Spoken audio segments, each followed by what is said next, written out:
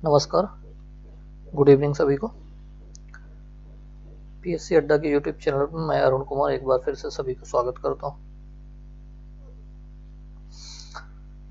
जैसा कि आपको पता है कि पीएससी अड्डा ने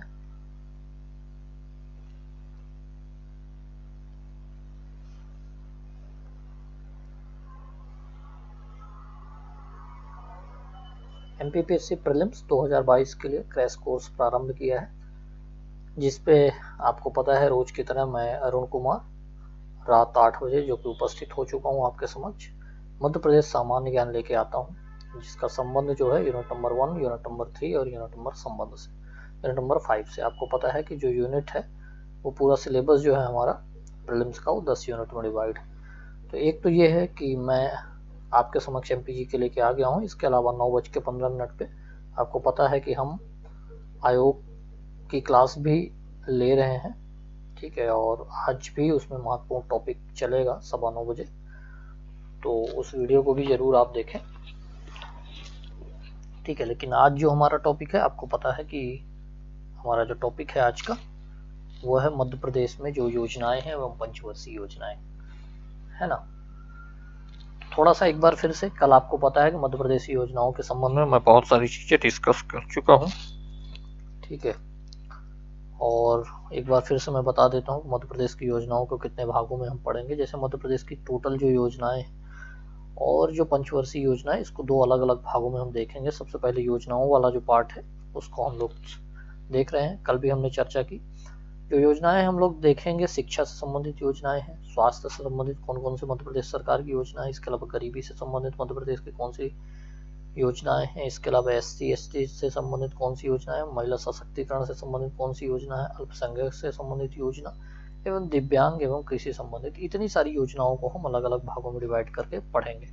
कल आपको पता है बहुत सारी चीजें हमने कल डिस्कस कर ली है योजनाओं के संबंध में, जो बेसिक इन्फॉर्मेशन। इसके अलावा शिक्षा से संबंधित जितनी भी योजनाएं थे हमने कल चर्चा कर ली है।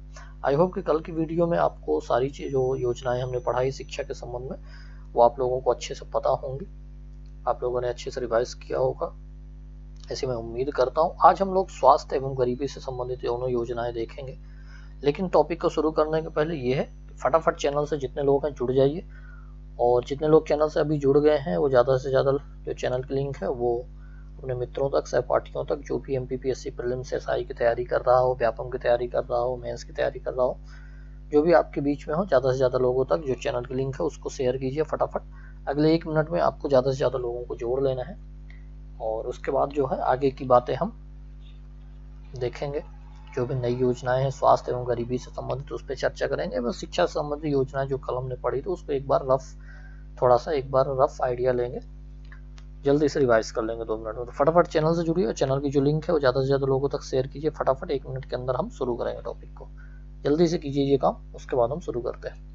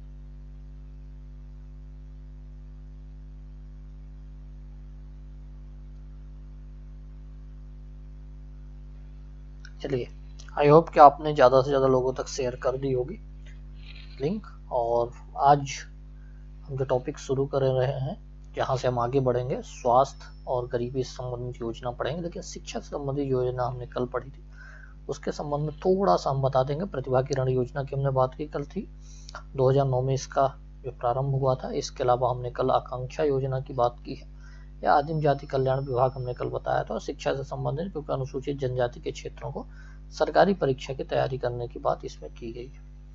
इसके अलावा एकलव्य शिक्षा विकास योजना हमने कल चर्चा की है, 2008 में इसका प्रारंभ हुआ था। तेंदुपत्र संग्राहकों के लिए, बच्चों के लिए योजना थी। गांव की बेटी योजना भी हम लोगों ने कल चर्चा कर ली है, और इसका जो प्रारंभ वर्ष 2005 है, आपको मैंने कल बता दिया है। इसके अलावा हम लोगों ने कल स्वामी विवेकानंद कैरियर योजना की भी बात की थी, जिसका प्रारंभ ईयर 2005 ही है, ये भी कल हमने चर्चा कर ली है। इसके अलावा हमने कल कन्या साक्षरता योजना की भी बात कर दी है, 2006 से हमने इसको प्रारंभ किया है। इसके अलावा विक्रमादित्य निःशुल्क शिक्षा विकास योजना की भी हमने वाल बात की है, 2008 से 2009 के बीच ये प्रारंभ की गई है। इसके अलावा हम लोगों ने कल सुदामा शिष्यवृत्ति योजना की भी बात की, 2008-9 में इसका भी प्रारंभ किया गया है। चल, इसके अलावा हमने कल श्यामा प्रसाद मुखर्जी छात्रवृत्ति योजना की भी बात की है, सितंबर 2010 में इसका प्रारंभ रहा है, वो हमने कल बात की है। स्मार्टफोन वितरण पे भी हमने कल बात कर ली, 2017 में फोन ये योजना प्रारंभ की गई। इसके अलावा मध्याह्न भोजन कार्यक्रम हमने बात की, 1995 से प्रारंभ की गई थी। इतनी कल योजना हम लोगों ने चर्चा कर ली। आज जो हम टॉपिक देखेंगे, जो हम चर्चा करेंगे, एक तो ये है कि स्वास्थ्य संबंधित योजना को हम पहले चर्चा करेंगे, फिर उसके बाद गरीबी निवारण के लिए जो योजना मध्य प्रदेश सरकार की, उसके संबंध में भी चर्चा करेंगे। ठीक है, तो तैयार हैं आप लोग? कल का जो टॉपिक हमने देखा है, कल जो शिक्षा से संबंधित योजनाएं हम लोगों ने पढ़ी है, जो बेसिक इन्फॉर्मेशन दी है, उसमें अगर किसी को कोई डाउट हो या आपके कोई सवाल हो तो आप उनसे सवाल पूछ सकते हैं। उसके बाद हम 30 सेकंड बाद हम इसको स्टार्ट करते हैं। स्वास्थ्य से संबंधित योजना आज हम बहुत शानदार तरीके से देखेंगे, कौन कौन सी योजना है, कैसी योजना है, कब प्रारंभ हुई, अन्य सारी चीजें।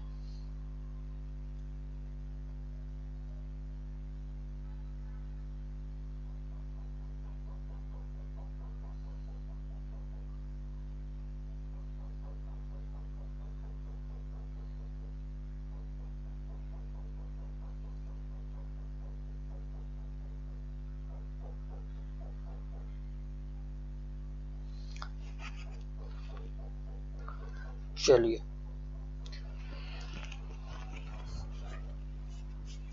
शुरू करते हैं।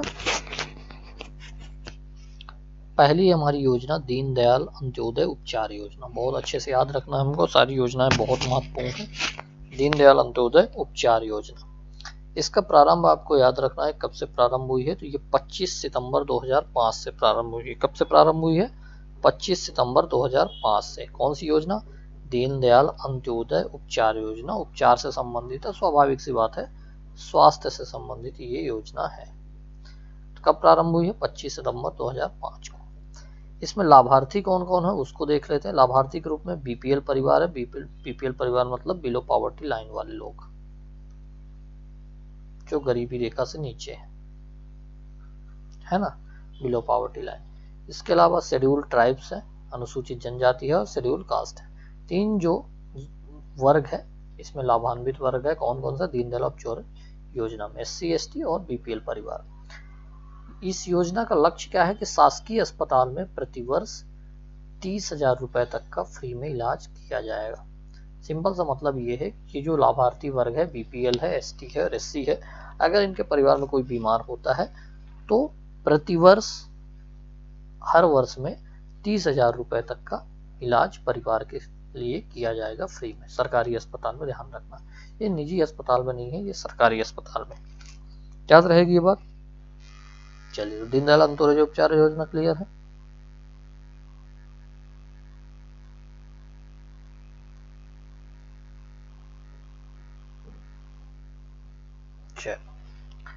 इसके अलावा देख लेते हैं दीनदयाल चलित अस्पताल योजना। कौन सी है दूसरी? दीनदयाल चलित अस्पताल योजना। इसका जो प्रारंभ हुआ है 2006 में ये लॉन्च की गई है, दीनदयाल चलित अस्पताल योजना। क्लियर रहेगा। दीनदयाल चलित अस्पताल योजना कब से प्रारंभ की गई है? 2006 से प्रारंभ की गई। प्रदेश के आदिवासी अंचलों में बेहतर स्वास्थ्य सेवाएं उपलब्ध कराना। इसका मुख्य उद्देश्य क्या है कि जो आदिवासी अंचल हैं, दूर दराज के क्षेत्र हैं, आपको पता है कि आदिवासी जो है कई बार आपको मिलेंगे कि वो जंगलों में रहते हैं, निवास करते हैं दूर दराज के इलाकों में। तो दूर दराज के जो आदिवासी अंचल हैं वहाँ पर स्वास्थ्य सुविधाएं बहुत खराब होती, क्योंकि एक तो वहाँ पे अस्पतालों की कमी है, दूसरा ऐसी जगहों पे डॉक्टर्स नहीं जाते हैं, ठीक है, और प्राइवेट डॉक्टर भी यहाँ पे नहीं होते, तो स्वाभाविक सी बात है यहाँ पे जो स्वास्थ्य सुविधा है वो खराब होती है ना। स्वास्थ्य सुविधा जो है वो खराब होती है, तो अगर खराब है तो कुछ ना कुछ सरकार को करना पड़ेगा। तो ये क्या है कि दीनदयाल अस्पताल चलित इसीलिए कहा गया है कि चलित अस्पताल योजना, ठीक है। उसकी वजह से 2006 से ये प्रारंभ हुआ और ये आदिवासी अंचलों में जो बेहतर स्वास्थ्य सुविधाएं हैं वो प्रोवाइड करने की योजना है। क्लियर है ये बात? चलो, दीनदयाल चलित अस्पताल योजना क्लियर है। तीसरी जो योजना है स्वास्थ्य संबंधी जो महत्वपूर्ण योजना है, विजयाराजे जननी कल्याण योजना। कौन सी है? विजयाराजे जननी कल्याण योजना, ठीक है। इसका जो प्रारंभ हुआ है वो हुआ है 12 मई 2006 को। अच्छे से याद रखना है यहाँ पे 12 मई 2006 जननी कल्याण योजना। कौन सी? विजयाराजे जननी कल्याण योजना, 12 मई 2006, ठीक है।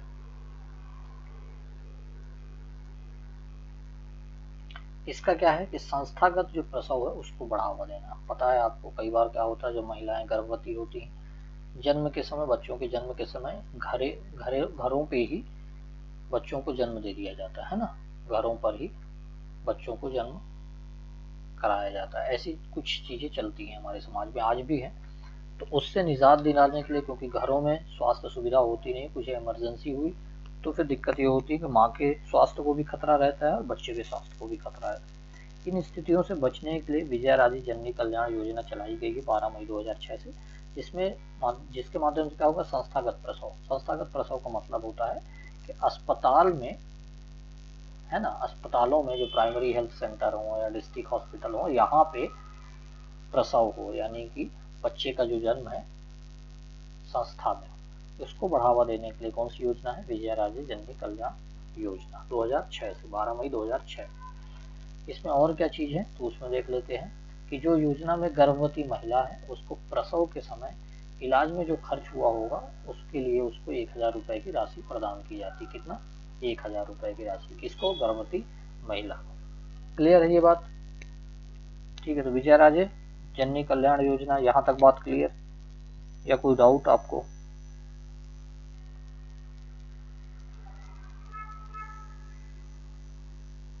अगर कोई अभी सवाल हो, अभी तक जो भी हमने पढ़ा 4 योजना 3 योजना, उसमें कोई आपके सवाल या कोई डाउट अगर हो तो कमेंट सेक्शन में कमेंट करके बताइए।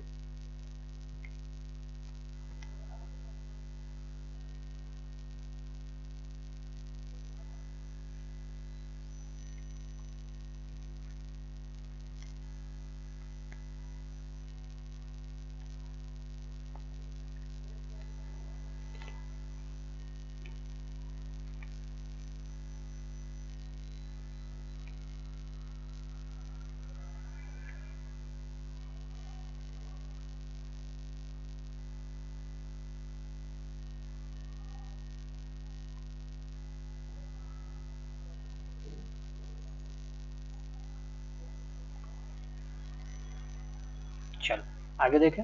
आई होप ये सारी बातें आप लोगों को समझ में आ गई होंगी। चौथी हमारी जो योजना है स्वास्थ्य संबंधित, और जननी सुरक्षा योजना। कौन सी योजना है? जननी सुरक्षा योजना। इसका जो प्रारंभ हुआ है वो 12 अप्रैल 2005। ये डेट बहुत महत्वपूर्ण है और ये योजना भी बहुत महत्वपूर्ण है, इसे बहुत अच्छे से याद रखना। जननी सुरक्षा योजना, कई बार ऐसे सवाल पूछे गए हैं, मैंने पहले भी बताया। संजीवनी 108 पूछा गया है, ठीक है। इसके अलावा तेजस्विनी ग्रामीण योजना भी पूछी गई है, सशक्तिकरण योजना, वहां से भी क्वेश्चन बने हैं, है ना।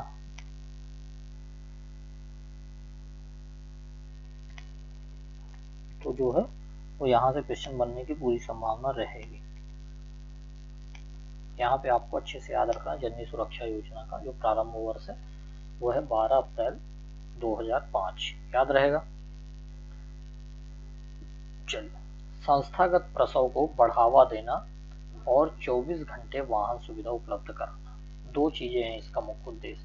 एक तो मैंने पहले भी बताया संस्थागत प्रसव क्या है सॉरी कि जो बच्चे का जन्म हो वो अस्पताल में हो, वही संस्थागत प्रसव है। इसके अलावा 24 घंटे वाहन सुविधा। संस्थागत प्रसव को बढ़ावा देने के लिए स्वाभाविक है कि ग्रामीण क्षेत्र में जैसे अस्पताल से जरूरी तो नहीं कि हर व्यक्ति उसके आसपास हो, कई ग्रामीण क्षेत्र में होते हैं और उनको भी अगर संस्थागत प्रसव प्रदान करना है, सुविधा प्रदान करनी है, तो आपके लिए कोई ना कोई यातायात की सुविधा हो, तभी तो आप उन्हें ले जा पाएंगे। तो उसके लिए 24 घंटे वाहन सुविधा। अब ये वाहन सुविधा कौन सी होती है? एम्बुलेंस है जो, वही है वाहन सुविधा। तो एम्बुलेंस के माध्यम से 24 घंटे जो है वाहन सुविधा प्रदान की जाती है संस्थागत प्रसव को बढ़ावा देने के लिए जननी सुरक्षा योजना में 12 अप्रैल 2005 को। क्लियर है? यहाँ तक बात क्लियर है या नहीं क्लियर है?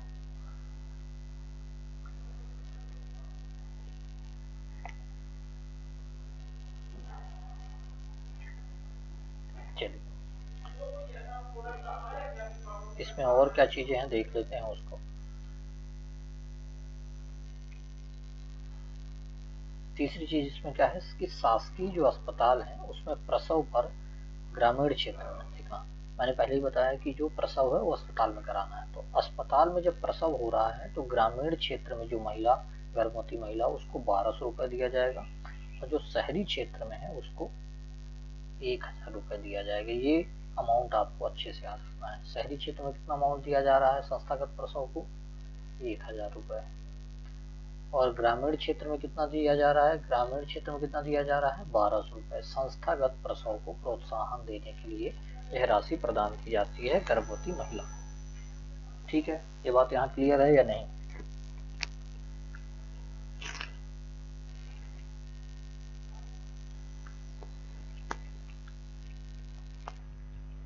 क्लियर है या नहीं?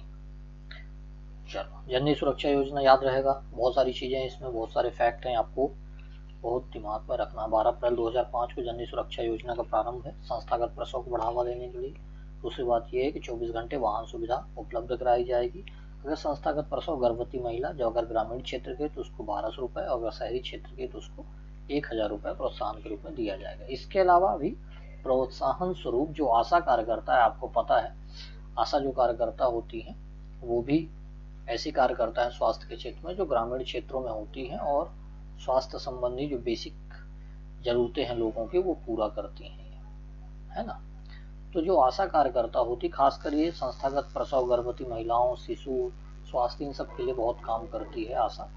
तो ये 600 रुपये इनको भी प्रोत्साहन राशि प्रदान की जाती है। इसका मतलब है कि अगर आप संस्थागत प्रसव को प्रोत्साहन दे रहे हैं, बढ़ावा दे रहे हैं, इसमें आशा कार्यकर्ता एक्टिव होकर काम कर रही है, सक्रिय होकर काम कर रही है, तो हर बच्चे के जन्म पर उसको भी 600 रुपये दिया जाएगा। जिस प्रकार से शहरी क्षेत्र की महिला को 1000 रुपये और ग्रामीण क्षेत्र की महिला को 1200 रुपये दिया जा रहा था। ठीक है, ये बात क्लियर है आप लोगों को? तेजस्विनी ग्रामीण योजना से अगर क्वेश्चन आता तो आप लोगों से बन जाएगा या नहीं बनेगा? सॉरी, जननी सुरक्षा योजना से। चलो,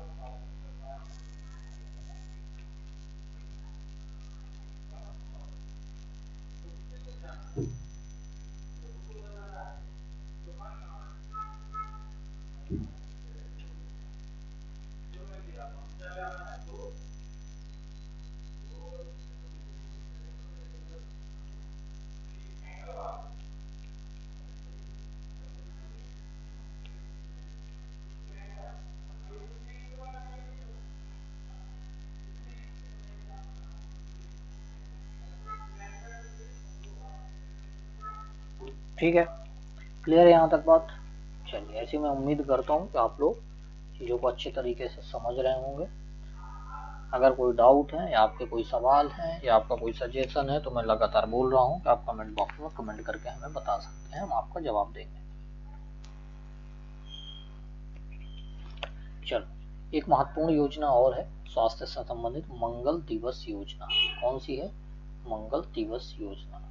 इसका प्रारंभ कब हुआ है, ध्यान रखना आपको, 2007-8 में इसका प्रारंभ हुआ है। कौन सी योजना का, मंगल दिवस योजना का प्रारंभ कब हुआ है, 2007-8 में। याद रहेगा ये बात।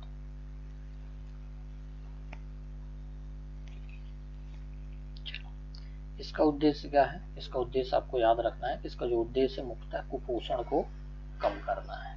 कैसे कम करना है, कुपोषण को। ठीक है, तो याद रहेगा मंगल दिवस योजना किसके लिए है, कुपोषण को कम करने के लिए। कब प्रारंभ की गई है, 2007-8 में। पता रहेगा, याद रहेगा आप लोगों को। मैं एक ही चीज को बार बार 2 बार 3 बार चीजों को इसलिए बोलता हूँ ताकि आप लोगों को चीजें याद रहें, आपके दिमाग में रहे, एग्जाम हॉल तक पहुंचे वो, तभी तो आप वहां पे आंसर सही टिक कर पाएंगे। ठीक है ये बात। चल, कुपोषण को कम करने के लिए योजना कौन सी है, मंगल दिवस योजना। अब इसमें होता क्या है कि जब प्रथम मंगलवार होगा किसी भी बच्चे बच्ची के जन्म पे, उसको गोद भराई कार्यक्रम होगा। कौन सा कार्यक्रम होगा प्रथम मंगलवार को, गोद भराई। क्लियर है ये बात। चलो, तो प्रथम मंगलवार गोद भराई। फिर जब द्वितीय मंगलवार आएगा उस बच्चे के जन्म के बाद का, जो सेकंड मंगलवार होगा, उस समय अन्नप्राशन होगा। क्या होगा, अन्नप्राशन। फिर जब तृतीय मंगलवार आएगा तो उसके लिए जन्म दिवस मनाया जाएगा। क्या मनाया जाएगा तृतीय मंगलवार को, जन्म दिवस। क्लियर है। और जो चौथा मंगलवार आएगा, चतुर्थ मंगलवार, उस समय मनाएंगे किशोर बालिका दिवस। क्या मनाएंगे, किशोर बालिका दिवस। याद रहेगा, पहले मंगलवार को गोद भराई, दूसरे मंगलवार को अन्नप्राशन, तीसरे को जन्म दिवस और चौथे मंगलवार को किशोर बालिका दिवस। याद रहेगा ये।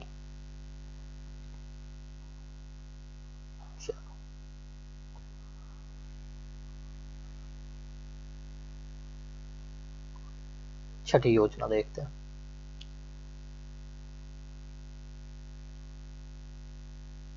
मुख्यमंत्री बाल हृदय उपचार योजना। ये वर्ड है हृदय, मुख्यमंत्री बाल हृदय उपचार योजना। ठीक है, इसका जो प्रारंभ हुआ है वो हुआ है जुलाई 2011 में। कब हुआ है, जुलाई 2011 में।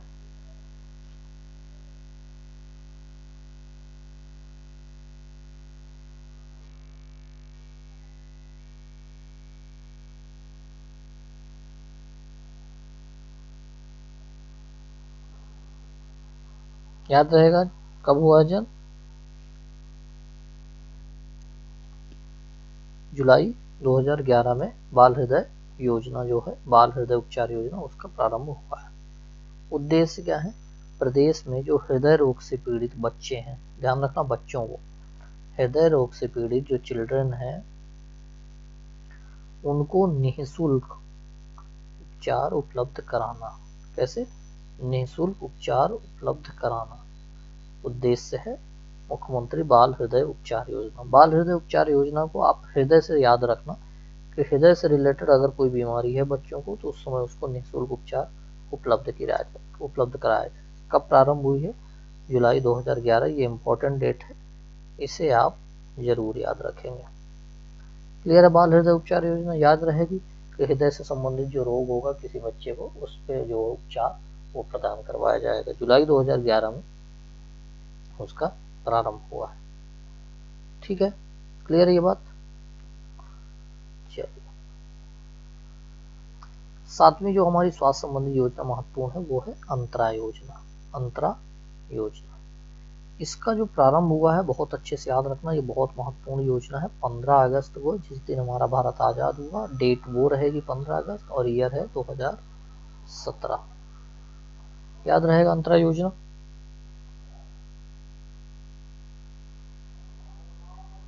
याद रहेगा अंतरा योजना की नहीं याद रहेगा, बताओ भाई फटाफट, याद रहने का। चलो, अंतरा योजना 15 अगस्त 2017 को।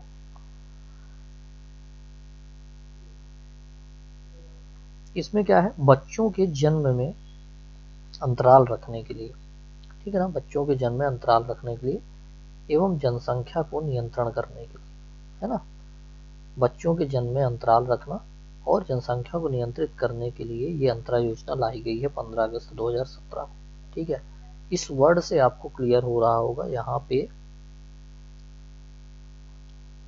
ये जो अंतरा लिखा हुआ है, इसी से आपको आपके दिमाग में ये बात आनी चाहिए कि अंतरा मतलब अंतर से बात हो रही है।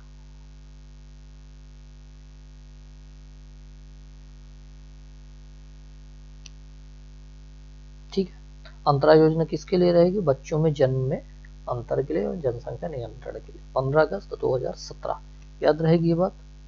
चलो, अब हमारी महत्वपूर्ण योजना है इंद्रधनुष। अभी तक हमने 6 योजना पढ़ ली। 6 योजना में किसी के कोई सवाल या आपका कोई डाउट या कोई प्रश्न जो भी हो, आप कमेंट सेक्शन में कमेंट करके हमें बता दीजिए। अगले 10 सेकंड बाद हम टॉपिक को फिर आगे बढ़ाते हैं।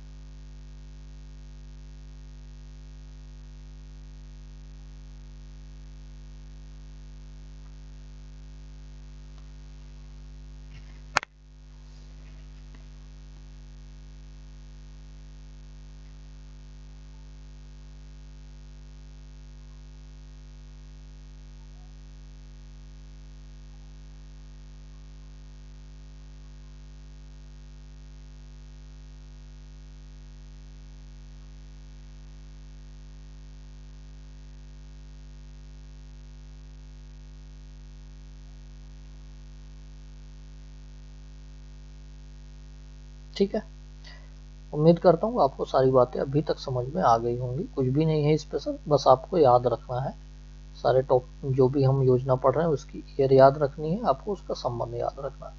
मिशन इंद्रधनुष ये बहुत महत्वपूर्ण योजना है क्योंकि मोदी सरकार के समय आई है और ये एक बेहतर प्लानिंग के साथ आई है। बेहतर प्लानिंग तो सभी योजना की होती है, लेकिन एक अच्छा उद्देश्य लेके आई है स्वास्थ्य के क्षेत्र में, इसलिए यह योजना महत्वपूर्ण है। मिशन इंद्रधनुष ईयर बहुत महत्वपूर्ण है, 25 दिसंबर 2014 ये वो डेट है जिसमें अटल बिहारी वाजपेयी का जन्म हुआ था, है ना।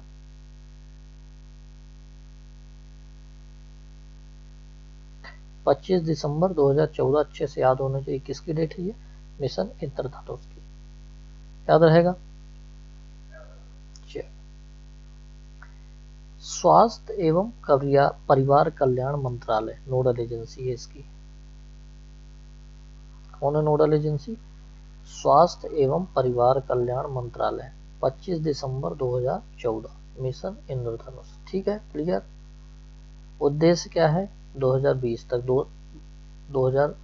2 साल पहले तक का कार्यक्रम था कि टीकाकरण कार्यक्रम में जो भी वंचित बच्चे हैं उनको शामिल कर लिया जाए। ठीक है, तो मिशन इंद्रधनुष का संबंध क्या है? मिशन इंद्रधनुष का संबंध है टीकाकरण से, और 2020 तक का लक्ष्य था कि जो भी टीकाकरण से बच्चे वंचित रह गए हैं उन्हें टीके उपलब्ध करा दिए जाए।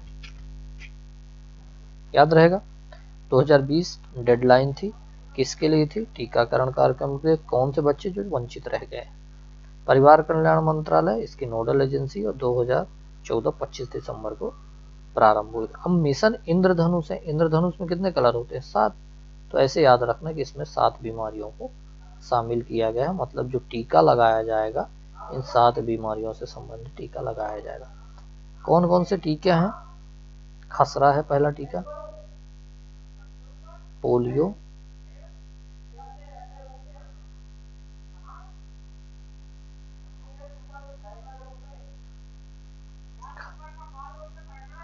खसरा पहला, दूसरा पोलियो, तीसरा काली खांसी। याद रहेगा, एक खसरा, दूसरा पोलियो, तीसरी काली खांसी, चौथा टिटनेस, पांचवा तपेदिक, छठा डिप्थीरिया एवं 7वां हेपेटाइटिस, जिसको हम पीलिया के नाम से जानते हैं।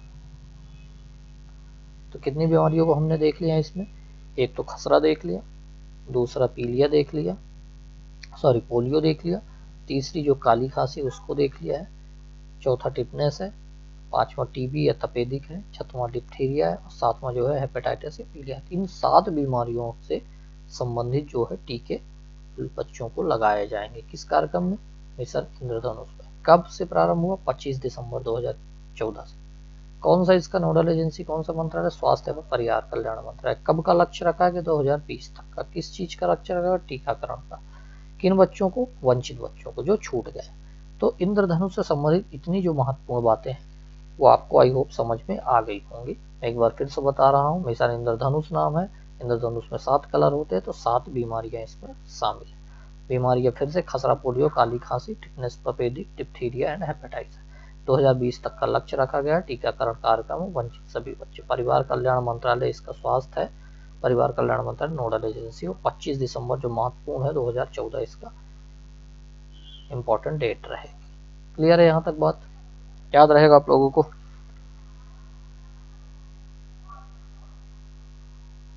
ठीक है, यहाँ तक कोई समस्या या परेशानी नहीं है। चलो अब हम देख लेते हैं 8वां अपना प्रोजेक्ट शक्तिमान। प्रदेश के 20 जिलों, प्रदेश के 20 जिले याद रखा है। प्रोजेक्ट शक्तिमान का संबंध है प्रदेश के 20 जिलों के आदिवासी क्षेत्र, जहाँ पे आदिवासी रहते हैं वहां पे कुपोषण को कम करना। ठीक है, प्रोजेक्ट शक्तिमान बस याद आपको रखना है कि कुपोषण के लिए काम करती है आदिवासी क्षेत्र में। और कब से प्रारंभ, कितने जिलों से प्रारंभ हुए हैं, 20 जिलों से, याद रहेगा। चलो 9वीं योजना है बाल संजीवनी योजना। कौन सी है, बाल संजीवनी योजना। कब प्रारंभ हुआ है, तो 2001 से। ये इंपॉर्टेंट है, बाल संजीवनी योजना कब से प्रारंभ हुई, 2001 से। बाल कुपोषण को कम करने के लिए, ये भी कुपोषण को कम करने के लिए है बाल संजीवनी योजना। कब से प्रारंभ हुई, 2001 से, याद रहेगा। चलो 2 बार चलाए जाने वाला यह अभियान है 1 साल में, और अब तक 15 चरण हो चुके हैं। तो ये इतना इंपॉर्टेंट नहीं है, बस आपको याद रखना है कि बाल कुपोषण से संबंधित है, 2001 से संबंधित है। ये 2 चरणों में 1 साल, बस ये याद रखना, 2 चरणों में योजना को चलाया जाता है। ठीक है, 1 साल में 2 चरण होते हैं जिसमें योजना को चलाया जाता है। कौन सी योजना, बाल संजीवनी 2001, बाल कुपोषण को कम करने के लिए। क्लियर रहेगी ये बात। चलो एक और हमारी स्वास्थ्य संबंधित दीनदयाल। अब ये हमारी जो योजना यहाँ से स्टार्ट हो रही है वो हो रही है गरीबी से संबंधित। अभी तक हमने स्वास्थ्य से संबंधित योजना पढ़ ली।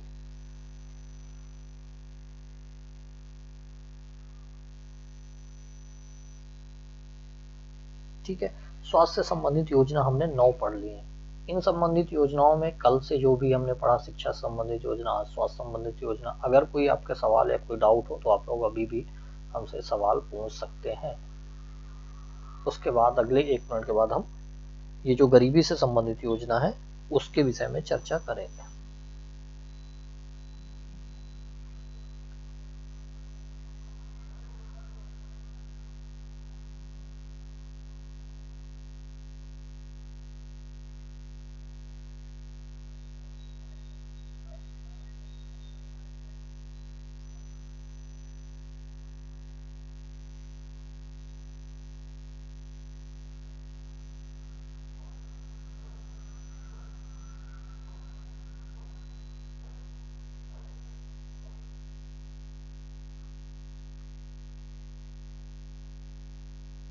कोई सवाल आपके, या आप लोग सभी चीजें, ऐसी उम्मीद करता हूँ कि आपको समझ में आ गई होगी। अब हम देखेंगे गरीबी उन्मूलन से संबंधित जो योजना मध्य प्रदेश सरकार की चल रही। गरीबी उन्मूलन, पहला है दीनदयाल रोजगार योजना। कौन सी, दीनदयाल रोजगार योजना। इसका प्रारंभ आपको याद रखना 25 सितंबर 2004। बहुत अच्छे से इसे याद रखना है, 25 सितंबर 2004 किसका है, दीनदयाल रोजगार योजना की। ठीक है, ये बात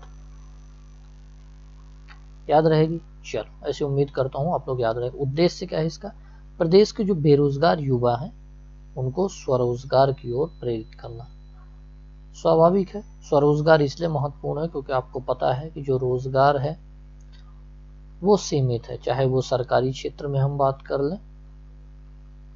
सरकारी क्षेत्र में तो सबसे कम है क्योंकि लिमिटेड पोस्ट ही होती है। इसके अलावा जो प्राइवेट सेक्टर है वहां पे भी इतना रोजगार नहीं होगा कि देश की इतनी बड़ी जनसंख्या को या प्रदेश की इतनी बड़ी जनसंख्या को, खासकर युवाओं को रोजगार प्रदान किया जाए। तो स्वरोजगार एक ऐसा माध्यम है जो एक विकल्प के तौर पे रोजगार का है और इससे बेहतर विकल्प रोजगार से नहीं हो सकता। तो इस स्वरोजगार को बढ़ावा देने के लिए, स्वरोजगार का मतलब है खुद का रोजगार, खुद का रोजगार, है ना। तो अगर खुद का रोजगार स्थापित करता है कोई युवा, तो उसका फायदा ये होता है, तो खुद तो रोजगार में होता है, साथ ही साथ किसी न किसी व्यक्ति को रोजगार में रखता भी है। तो स्वरोजगार को बढ़ावा देने के लिए, प्रोत्साहन देने के लिए जो योजना चलाई है, दीनदयाल रोजगार योजना है। ठीक है, क्लियर रहेगी ये योजना। 25 सितंबर 2004 याद रहेगा आप लोगों को। चलो, दूसरी जो है गरीबी से उन्मूलन से संबंधित ग्राम्य योजना। कौन सी योजना है? ग्राम्य योजना। इस योजना के तहत प्रदेश के जो गरीब महिलाएं, ध्यान रखना है, प्रदेश की गरीब जो महिलाएं हैं, छोटे छोटे व्यवसाय को स्थापित करने के लिए ब्याज मुक्त ऋण दिया जाता है। यानी कि आपको जो है महिलाओं को लोन प्रदान किया जाएगा कि छोटा मोटा कोई व्यवसाय कर लें। किस योजना के तहत? ग्राम्य योजना के तहत, प्रदेश की महिलाओं को। ठीक है, ये बात क्लियर है, याद रहेगा आप लोगों को।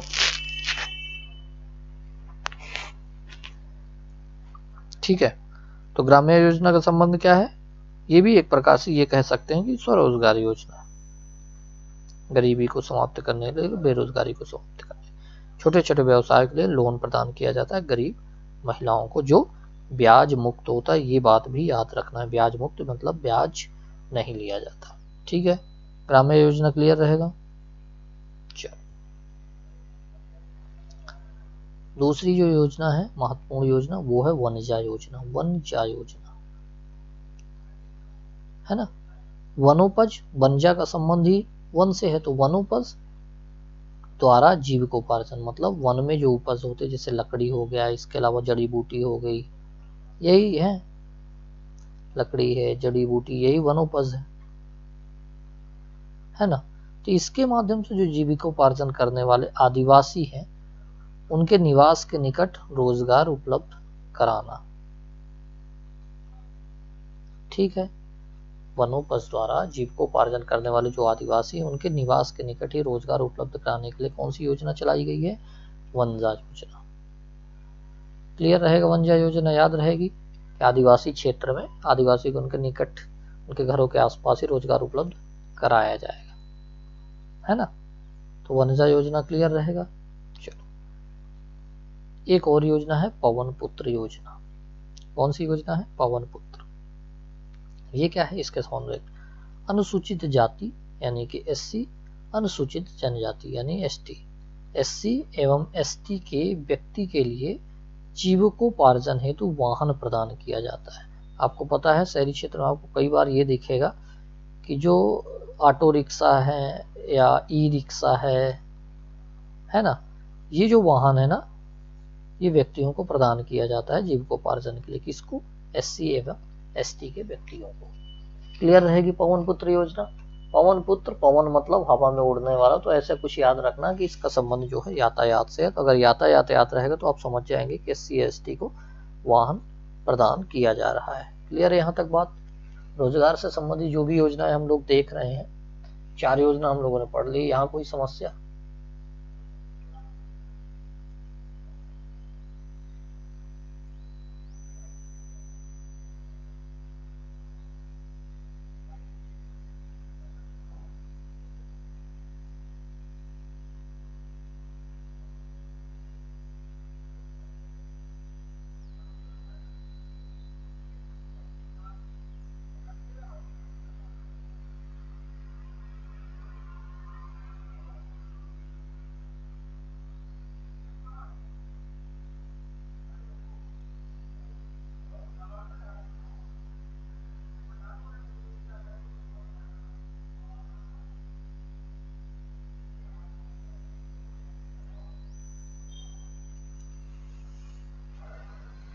क्लियर है यहाँ तक बात?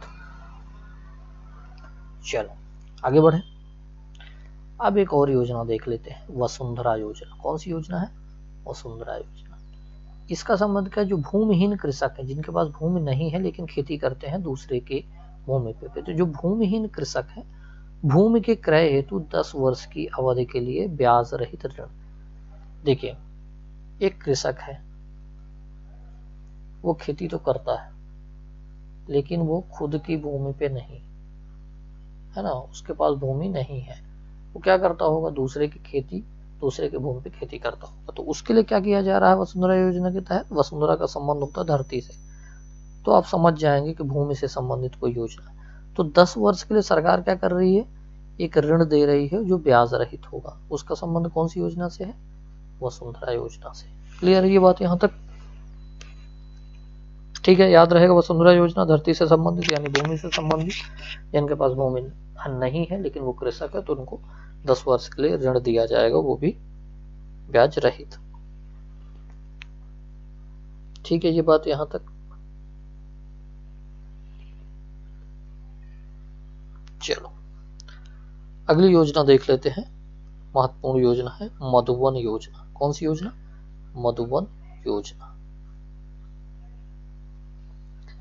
यह योजना है अनुसूचित जाति एवं जनजाति यानी कि एसटी और एससी के लिए, उनके व्यक्तियों को सामुदायिक आधारित यानी समुदाय आधारित पशुधन एवं डेयरी के लिए, मतलब अगर आप कोई गाय भैंस लेना चाहते हैं उसके लिए, या डेयरी उद्योग स्थापित करना चाहते हैं तो उसके लिए आपको ऋण प्रदान किया जाएगा, वो भी ब्याज रहित होगा। किसके लिए, एसटी एवं एससी के लिए, समुदाय आधारित। यानी कि एक पूरा का पूरा समुदाय अगर चाहे तो बहुत सारे पशु ले ले, उस स्थिति में उसको ऋण दिया जाएगा, या डेयरी उद्योग कोई खोल लेता तब भी ऋण प्रदान किया जाएगा। तो मधुवन योजना समझ में आ जाएगी, ठीक है ना।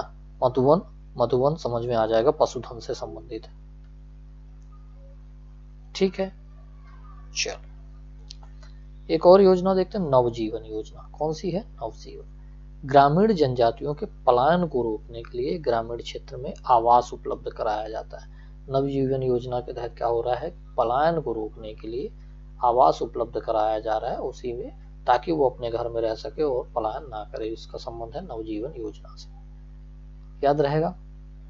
चलो एक और योजना है धनवंतरी। कौन सी, धनवंतरी।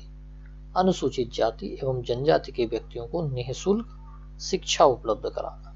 इसका संबंध क्या है, धनवंतरी योजना से। क्लियर रहेगा ये बात। धनवंतरी योजना का संबंध शिक्षा से रहेगा, अनुसूचित जाति एवं जनजाति व्यक्तियों को निःशुल्क शिक्षा। क्लियर है ये।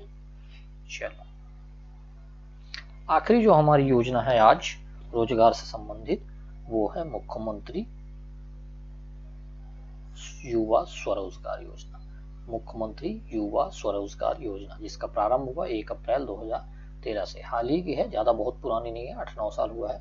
प्रारंभ यार याद रखना है आपको, 1 अप्रैल 2013 से मुख्यमंत्री युवा स्वरोजगार योजना। इसका उद्देश्य क्या है कि युवाओं को स्वयं का उद्योग एवं रोजगार स्थापित करने के लिए सहायता करना, है ना। युवा स्वरोजगार है, स्वाभाविक बात है, तो स्वयं का उद्योग एवं रोजगार स्थापित करने के लिए मुख्यमंत्री युवा स्वरोजगार योजना प्रारंभ की गई है 1 अप्रैल 2013 से।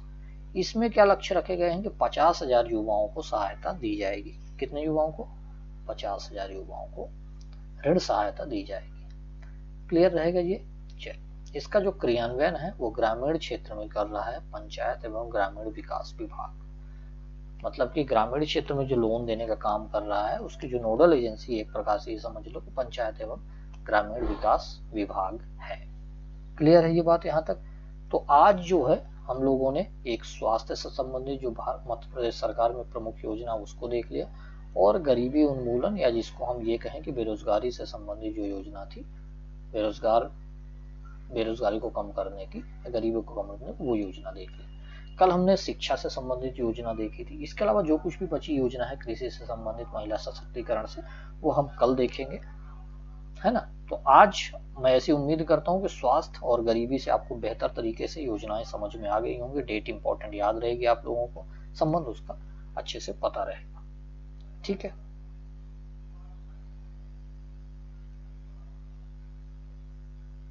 चलिए मैं थोड़ी सी इंफॉर्मेशन आप लोगों को दे दूं।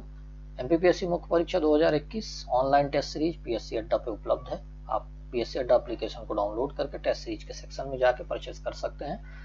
अभी भी हमारा जो डिस्काउंट है वो कंटिन्यू चल रहा है, 75% का डिस्काउंट है। 10,000 फीस थी जो 2499 में आप परचेज कर सकते हैं। परचेस करने के लिए पीएससी अड्डा एप्लीकेशन पे जाइए, वहां पे टेस्ट सीरीज के सेक्शन पे जाके आप टेस्ट सीरीज में टेस्ट सीरीज को परचेस कर सकते हैं। इसके अलावा 9617745037 पे भी कॉन्टैक्ट करके आप टेस्ट सीरीज को परचेस कर सकते हैं, है ना। इस टेस्ट सीरीज में 23 टेस्ट हैं टोटल, 11 FLT और 12 FLT और 11 जो है सब्जेक्ट वाइज टेस्ट है। हिंदी माध्यम टेस्ट सीरीज है और मॉडल आंसर हम आप लोगों को देखें। विशेषज्ञ टीम हमारी जो है आपकी कॉपी की चेकिंग करेगी। सीरीज लाइव है, आप कभी भी टेस्ट दे सकते हैं। ये तो रही टेस्ट सीरीज के बाद। इसके अलावा प्रीलिम्स की भी टेस्ट सीरीज, आप PSC अड्डा एप्लीकेशन पे जाइए, प्रीलिम्स 2022 की भी टेस्ट सीरीज बहुत ही सस्ते दाम पे आपको उपलब्ध है। टेस्ट सीरीज परचेस कीजिए और अपनी जो तैयारी है उसको थोड़ा सा बेहतर बनाइए। आज की क्लास आप लोगों को कैसी लगी? अगर अच्छी लगी है तो वीडियो को लाइक कीजिए, जो वीडियो का लिंक है उसको ज़्यादा से ज़्यादा लोगों तक शेयर कीजिए। क्लास कैसी लगी है उसके संबंध में या कोई आपके डाउट हो या सवाल हो तो आप उसके संबंध में भी कमेंट सेक्शन पे कमेंट जरूर कीजिए। अगर अभी तक आप चैनल को सब्सक्राइब नहीं किया है या चैनल पे नए हैं तो चैनल को सब्सक्राइब कीजिए, बेल आइकन को प्रेस कीजिए ताकि जो क्लास संबंधी नोटिफिकेशन